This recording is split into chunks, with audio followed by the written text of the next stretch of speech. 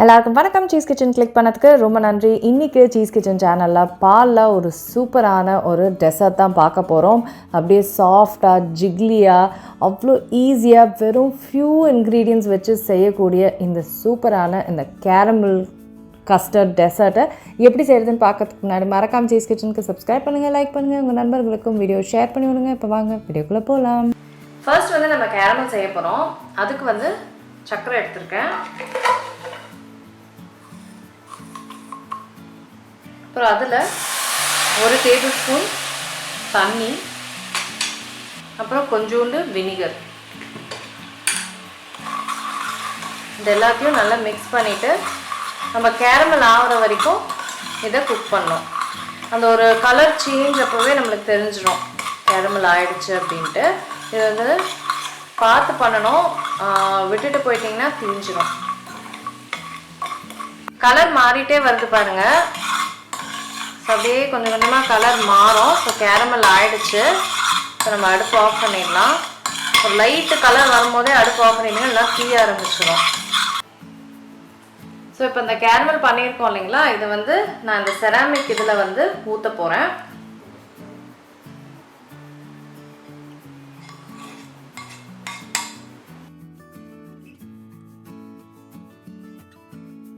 இது பாட்டம் நல்லா கவர் ஆகிற மாதிரி ஊற்றிக்கணும் நம்ம. இது முடிஞ்ச வரைக்கும் செராமிக் அப்படி இல்லைனா ஸ்டெயின்லெஸ் ஸ்டீல் அந்த மாதிரி பாத்திரங்களே போடுங்க. கிளாஸில் சில டைம்ஸ் திக்னஸ் இல்லைன்னா அது அப்படியே உடஞ்சிரும் கேரமலோட ஹீட்டுக்கு. ஸோ அதனால் இந்த 2 கண்டெய்னராக இருந்தால் கொஞ்சம் சேஃபாக இருக்கும். ஸோ இதை நம்ம செட் பண்ண விட்டுலாம். நம்ம இது கூட அடுத்த விஷயத்தை செய்ய ஆரம்பிக்கலாம். இப்போ அடுப்பு பற்ற வைக்கிறதுக்கு முன்னாடி நம்ம 3 இன்க்ரீடியன்ட்ஸ் புட்டிங்க்கு ஆட் பண்ண போகிறோம். ஸோ அதை ஆட் பண்ணிவிட்டு மிக்ஸ் பண்ணிவிட்டு அப்புறம் நம்ம அடுப்பு ஆன் பண்ணிக்கலாம். ஸோ முதல்ல நான் பால் சேர்க்குறேன். அடுத்தது கஸ்டர்ட் பவுடர், அடுத்தது சர்க்கரை. இப்போ இது எல்லாத்தையுமே நம்ம ஃபஸ்ட்டு நல்லா மிக்ஸ் பண்ணிக்கலாம்.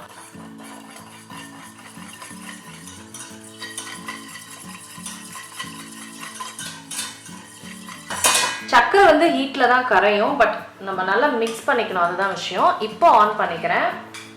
இப்போ ஆன் பண்ணோன்னே நம்ம இந்த பீட்டரோ இல்லை எந்த கரண்டியை வச்சு நம்ம மிக்ஸ் பண்ணிகிட்டே தான் இருக்கணும். ஒரு திக்னஸ் வரும், அது வரைக்கும் நம்ம மிக்ஸ் பண்ணணும்.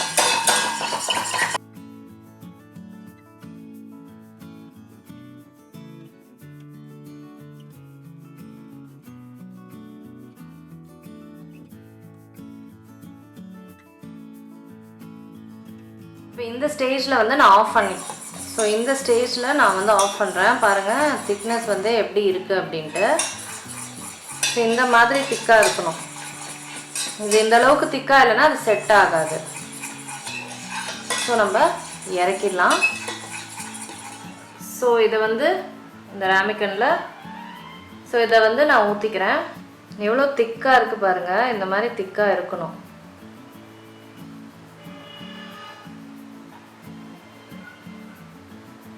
ஸோ சூப்பராக இருக்குது பார்க்க. இப்போது இதை நான் ஒரு ஃபியூ மினிட்ஸ்க்கு ஆற விட்டுட்டு நான் ஃப்ரிட்ஜில் ஒரு 4 மணி நேரம் இதை வைக்க போகிறேன். வச்ச அப்புறம் செட் ஆகிடும். 4 மணி நேரம் கழித்து நம்ம இந்த டெசர்ட்டை பார்க்கலாம். ஸோ அவ்வளோதான், செட் ஆகிடுச்சு. 4 மணி நேரம் ஆகிடுச்சு. பார்த்திங்கன்னா நல்லா ஆடுது.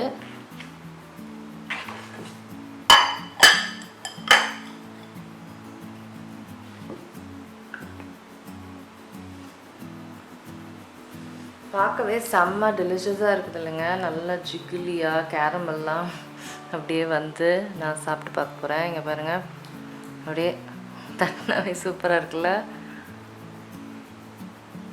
வாவ், செம்ம சாஃப்ட்டு இந்த ஸ்வீட் கேரமல்ல.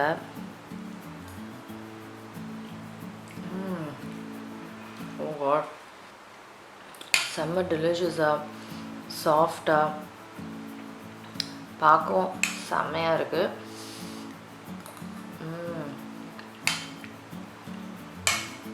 Very very nice. கண்டிப்பாக ட்ரை பண்ணி பாருங்கள். இவ்வளோ ஈஸியான டெசர்ட்டு. நான் உங்களை சீக்கிரமாக அடுத்த வேலை சந்திக்கிறேன். வணக்கம். இருங்க எங்கே போகிறீங்க? இந்த 2 வீடியோஸும் கண்டிப்பாக உங்களுக்கு பிடிக்கும். கிளிக் பண்ணி பாருங்கள்.